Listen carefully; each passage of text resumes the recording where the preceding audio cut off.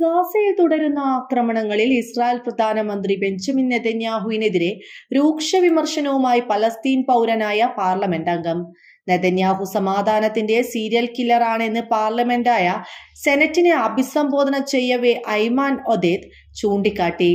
ഐമാൻ വിമർശനം നടത്തുമ്പോൾ നെതന്യാഹു പാർലമെന്റിൽ ഉണ്ടായിരുന്നുവെന്നത് ഏറെ ശ്രദ്ധേയം. ഇസ്രായേലിലെ രാഷ്ട്രീയ പാർട്ടിയായ ഹദാഷ് താൽ ലിസ്റ്റിന്റെ അധ്യക്ഷനാണ് ഐമാൻ ഒദേദ്. നിങ്ങളുടെ സംവിധാനം ഗാസയിലെ 17,385 കുട്ടികളെ കൊല ചെയ്തു. ഇതിൽ 825 പേരും 1 വയസ്സിന് താഴെ പ്രായമുള്ളവരാണ്. 35,055 കുട്ടികൾ അനാഥരായി. കൊല്ലപ്പെട്ടവരുടെ രക്തം നിങ്ങളെ വേട്ടയാടും. നിങ്ങൾ ധിക്കാരം അവസാനിപ്പിക്കണം. രാജ്യാന്തര ക്രിമിനൽ കോടതിക്ക് മുൻപാകെ നിങ്ങൾ കുറ്റവാളിയാണ്. എന്താണ് നിങ്ങളുടെ കാഴ്ചപ്പാട്? കഴിഞ്ഞ 30 വർഷമായി നിങ്ങൾ സമാധാനത്തിന്റെ സീരിയൽ കില്ലറാണ് എന്നും ഐമാൻ പറഞ്ഞു. പാർലമെന്റ് സമ്മേളനം നിയന്ത്രിക്കുന്ന സ്പീക്കർ പ്രസംഗം തടയാൻ ശ്രമിച്ചെങ്കിലും ഐമാൻ കടുത്ത വിമർശനം തുടർന്നു. ഉടൻ തന്നെ സ്പീക്കർ സുരക്ഷാ ജീവനക്കാരെ വിളിച്ചു വരുത്തുകയും ഐമാനെ സ്ഥലത്ത് നിന്ന് മാറ്റാൻ നിർദ്ദേശിക്കുകയും ചെയ്തു. പ്രസംഗം തടസ്സപ്പെടുത്തിയ സുരക്ഷാ ജീവനക്കാർ ബലം പ്രയോഗിച്ചാണ് ഐമാനെ പ്രസംഗ പീഠത്തിന് മുമ്പിൽ നിന്ന് നീക്കിയത്. സുരക്ഷാ ജീവനക്കാരുടെ നടപടിയിൽ പാർലമെന്റ് അംഗങ്ങളിൽ ചിലർ ശബ്ദമുയർത്തി പ്രതിഷേധിക്കുകയും ചെയ്തിരുന്നു. ഐമാനെ ബലം പ്രയോഗിച്ച് നീക്കുന്നതിന്റെ പ്രതിഷേധത്തിന്റെയും ദൃശ്യങ്ങൾ സമൂഹ മാധ്യമങ്ങളിൽ വ്യാപകമായി പ്രചരിക്കുന്നുണ്ട്. ആ വീഡിയോ ദൃശ്യങ്ങളിലേക്ക്. בנימין נתניהו, אני רוצה לספר לך את סיפורו של מוחמד אבו אלקומסאן, בן 32 מעזה. ניסיתי חודשיים לפני המלחמה ולאחר מכן חווינו את מסע הגירוש. חברת הכנסת גוטליב. עברנו ממקום למקום החל מהצפון ועד שהגענו לדיר אל-בלח. בשבת 10 באוגוסט נולדו לי תאומים, בן ובת, אסר ואייסל. וזאת לאחר ניתוח קיסרי קשה שעברה אשתי, דוקטור ג'ומאנה ערפי. שמחה מילאה את ליבנו בבואם של ילדינו הראשונים. ההתרגשות הייתה בלתי ניתנת לתיאור. בבוקר יום שלישי 13 באוגוסט יצאתי בשמחה לבית החולים. הוצאתי את תעודת הלידה לתינוקות שלי. מתוך שמחה שלחתי לאשתי תמונות ותעודות הלידה בוואטסאפ. אחי לא ענתה.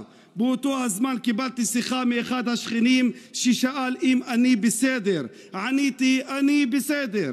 והוא אמר לי, הדירה שאתה שוכר הופצצה. מהרתי וליבי פועם מפחד ודאגה לגורל משפחתי עד שהגעתי לדלפק הקבלה של בית החולים, וחלק מהשכנים אמרו לי ברעד, הם בתוך מקפיאי המתים.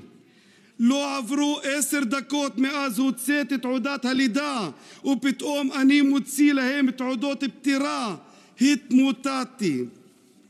בעזה יש 17,035 תינוקות שהמערכת שלך הרגה. ביניהם 825 תינוקות מתחת לגיל שנה. בעזה היום 35,055 תינוקות יתומים. הדם של כולם ירדוף אותך, ואתה בעזות מצח תוהה על כך שאתה מואשם בבית הדין בהאג. בנימין נתניהו, מהו החזון שלך? מה החזון שלך, תגיד לי? מזה 30 שנה אתה רוצח סדרתי של השלום. לא, עצור. רד מהדוכן מיד. רד מהדוכן מיד. להוריד אותו עכשיו. מה החזון שלך? רוצח סדרתי בקפלן, לא פה. רוצח סדרתי של השלום זה אתה. רד מהדוכן. רוצח סדרתי, רד מפה. נתניהו, מזה 30 שנה אתה רוצח סדרתי של השלום, והכנסת את שני העמים לתוך בור עמוק של שנאה וייאוש וחוסר אמון הדדי. זהו החזון שלך. אני מציג חזון אחר לגמרי, חזון של ערבים ויהודים ביחד, שמפנימים את העובדה שיש פה שני עמים. מגיע לשניהם צדק, ביטחון וחיים טובים, ומגיע לשניהם, ליהודים ולפלסטינים, הזכות להגדרה עצמית. חזון החיים שלנו ינצח את חזון המוות והייאוש שלך, בנימין נתניהו.